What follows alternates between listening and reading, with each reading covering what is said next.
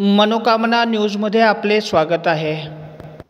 केंद्रीय अर्थसंकल्पातून फक्त स्वप्नरंजनच, माजी मंत्री अमित देशमुख।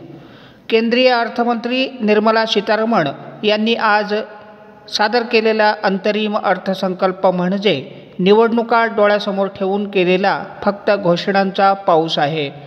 कोणतेही भरीव ठोस नियोजन नसताना मोठे स्वप्नरंजन मात्र या अर्थसंकल्पातून केलेले आहे, अशी प्रतिक्रिया माजी मंत्री अमित देशमुख यांनी व्यक्त केली आहे। केंद्रीय अर्थसंकल्पावर प्रतिक्रिया व्यक्त करताना आमदार अमित देशमुख यांनी म्हटले आहे की महागाई आणि बेरोजगारी यासह विविध समस्यांमुळे देशातील जनता मोठ्या अडचणीत आली आहे।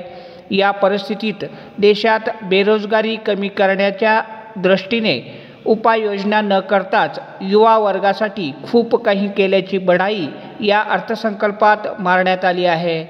देशाला तेलबियाच्या बाबतीत आत्मनिर्भर करण्याच्या दृष्टीने सरकारने मोठे कार्य करीत असल्याचे अर्थसंकल्पाच्या माध्यमातून सांगितले, तरी सोयाबीन आणि इतर तेलबियाचे कधी नव्हे एवढे भाव सध्या कोसळले आहेत।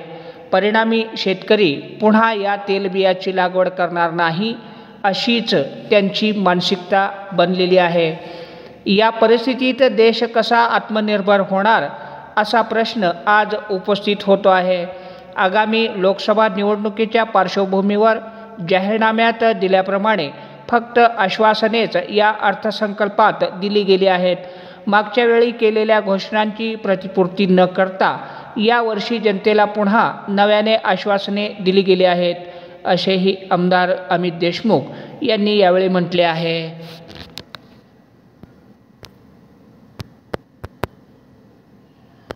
मनोकामना न्यूज ही वेगळ्या आणि स्वतंत्र बातम्यांची वृत्तसंस्था आहे। बातम्या आवडल्यास चॅनलला सबस्क्राईब करा, बेल आयकॉनचे बटन दाबा। धन्यवाद।